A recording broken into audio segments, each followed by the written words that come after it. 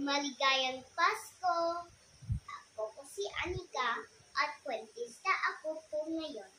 At babasahin ko po ang kalasagnikan ang dumating ang mabagsik na bagyo. Kwento ni Genaro R. Gojo Cruz, buhid ni Giselle A. Del Rosario.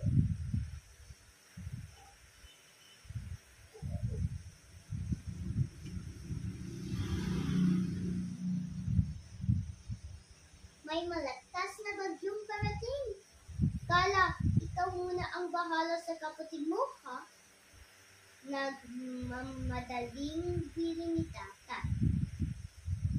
Isinuot niya ang kulay itim niyang vest na may mga guhit na berde na umilaw kapag natamaan ng liwanag.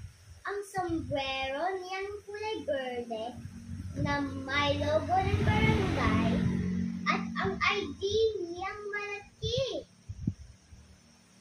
Iniligay niya sa pusa ng maong niyang ang isang maliit na kwaderno at ballpen. Kinuha rin ni Tatay ang dito, flashlight, kapote, bota, at ang first aid kit niya. Sa vest ni Tatay, nakasulat ang malaking leksyon na tanod. Kompleto na ang kalasag ni Tatay. Isang tapat tanod sa barangay Pasko si Tatay. Kwento ni Tatay, isang tanod din daw ang tatay niya. Sa lumang photo album namin na punong-puno ng mga larawan na kilala ko ang lola kong tarot. Ikinuwento ng tatay ko. Hintayan mo ang nanay mo. Pauwi na rin yon. Pangalawang bili ni Tatay. Bantayan mo, matigil si Akong. Ikatlo, piling ni Tata. If you can rewind this video and count how many instructions there were, and I'm going to reveal it later. If you counted tatlo, ang magaling mo!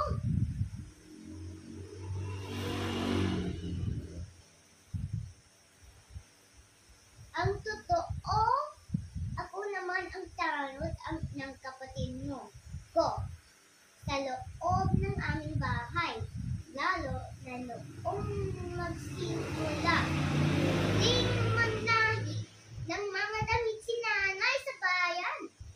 Kala, ipagtitimpla mo agad ng gatas si Akong kapag nagutom. Kala, ituduyan mo si Akong kapag natulog.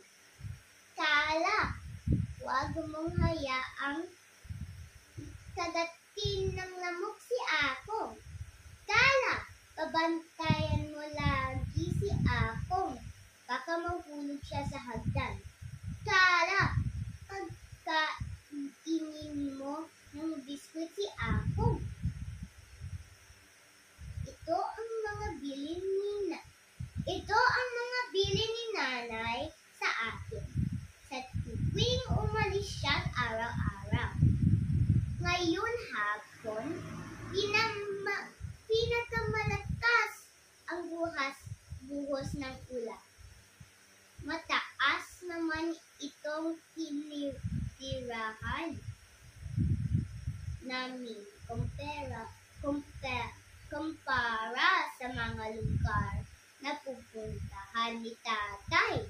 Kahit wala sa mga bili ni nanay. Ito ang ginawa ko kay Akong habang nasa itaas kami ng aming bahay. Sinuutan ko siya ng paminaw at pajama. Nang puno ko na rin ng malinis na tubig ang mga bote niyang gatas.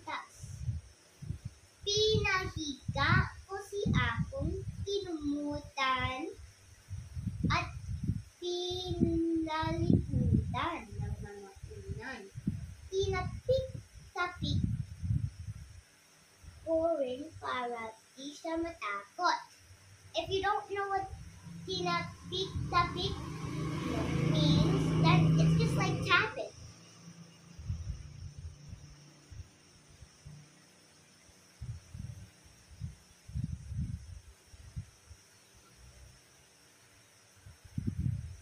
Wala pa rin si nanay. Alala ko, kinuha ko ang isa pang maliit na flashlight ni tatay at inilagay ko sa aking bulsa.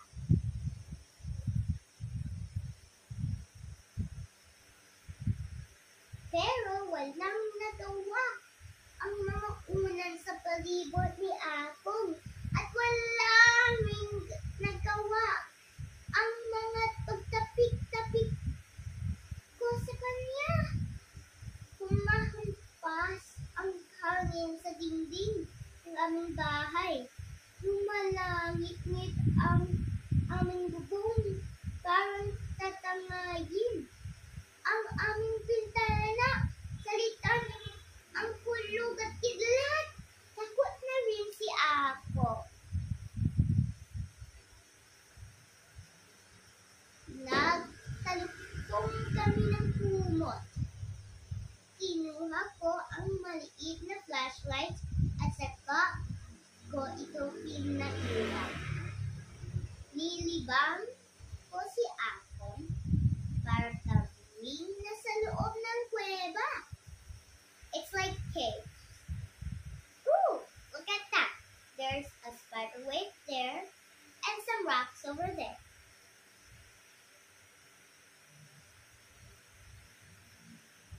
Sabay sa pagkulog at pagkitlat, pinatay sinindi ko ang hawak kong flashlight.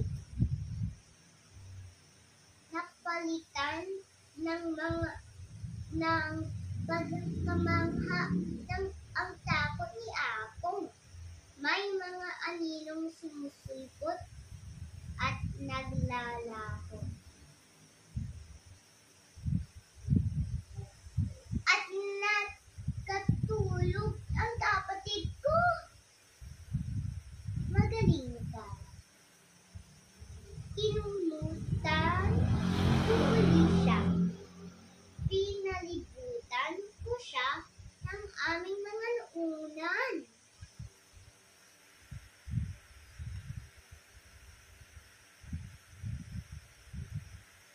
Mabilis ko itong naisip. Naglagay ako sa plastic na supot ng mga damit ni Apong, ng mga damit ko, at mga damit ni nanay at tatay. Pinakamaraming damit ni Apong ang isinilid ko sa plastic na supot. Sa isang plastic na supot, nalagay naman ako ng 4 na kumot. Inilagay ko rin sa plastic na supot ang aking bag sa paaralan. Dadalhin ko ito pag lumikas kami. Wala pa rin si nanay. Alala ko. Baha na rin kaya sa mga dadaanan niya. At mabilis ko rin itong naisip. Bumaba ako sa aming kusina at nalagay ko sa plastic na supot ng aming mga imbak na delata. Inilagay ko rin sa plastic na supot ang mga paboritong biskuit ni Apo. At sa isa pang plastic na supot, iniligay ko ang kaldero namin na pinuno ko ng bigas. I'm drowning in rice!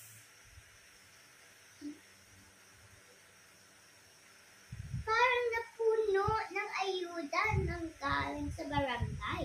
Ang aming bahay sa dami ng plastic na supot ay That sentence means that it's like the barangay gave us donations because of all the plastic bags. Ooh, a lot of plastic bags. I'm everywhere. I'm drowning of them.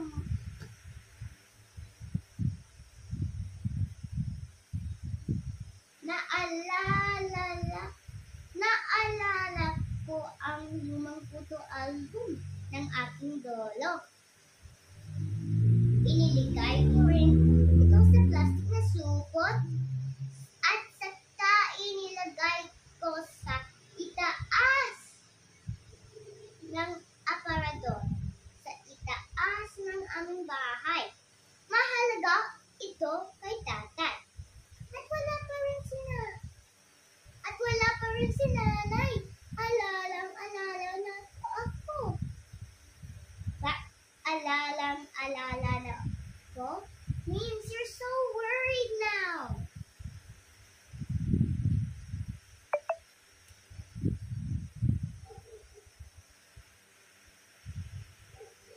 Hapong-hapo, dumating si tatay. Tala anak, liligas na rin tayo ngayon. Balita ni tata. Pupunta tayo ngayon doon sa paaralan niyo. Makaabutin na rin ng tubig itong lugar natin. Sunod na sinabi ni tatay. Binalot ni tatay ng kumot si Apong at saka ilinigay sa paksya. Tulad kanina, mabilis ito kung naisip na bitbitin ang mga plastic na supot na ihanda ko. Tala, di mo yung kaya bitbitin lahat. Taligin mo na lang ang pinakamahalaga. Paalala ni tatay. Pinakamahalaga? But everything that Kala already packed was already so important to her. So confusing. And when she lifts it all, it's so heavy! Oh! Pinakamahalaga, bigla akong nalito. Lahat kasi ng isinilid ko sa plastic na supot, mahalaga. Babalikan ko na lang ang plastic. Babalikan ko na lang ang iba mamaya, sabi ni tatay. Kinuha ko ang plastic na supot ng mga damit ni Ako. Kinuha ko ang plastic na supot ng tubig at gatas ni Akong. At kinuha ko ang plastic na supot ng mga biskuit ni Akong. Ito ang pinakamahalaga sa akin. So, guys, how many things that did she bring? I will give you 10. Segunda, mag-count. 1, 2, 3, 4, 5, 6, 7, 8, 9, 10. Ding, ding, ding, ding. There was free things that she carried. On to the next page.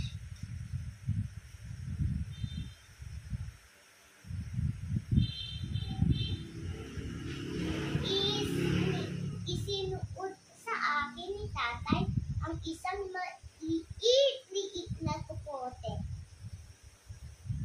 Handa ka na bang lumusong sa baha, Kala?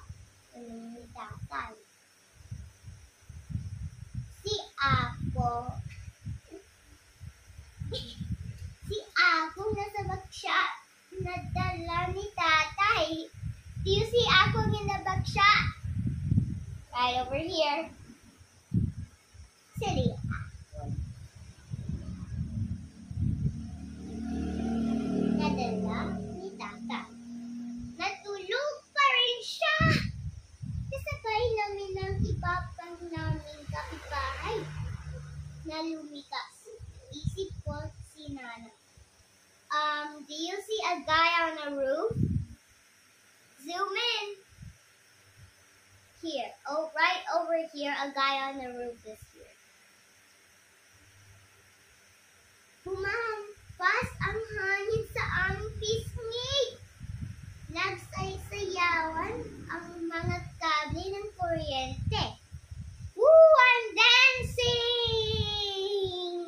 Dancing everywhere. Dance, dance, dance, dance. Lumalangit-ngit ang bubong ng mga bahay. Tinatangay ang mga dahon at sanga ng puno. Salitan ang pulog at kidlat. Sa barangay patrol kami sumikat. Nakarating kami sa paaralan at bigla naalala ko ang aking bag na inalagay ko rin sa plastic kanina. Di ko ito nadala sa pagligtas namin. Do you know how she feels? Sad. At nakita ko na si Nanay. Finally. Now she's feeling happy again.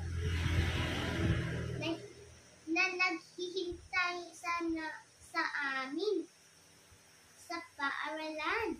Pumalik si Tatay sa aming bahay para kunin ang iba pang plastic na inihanda ko.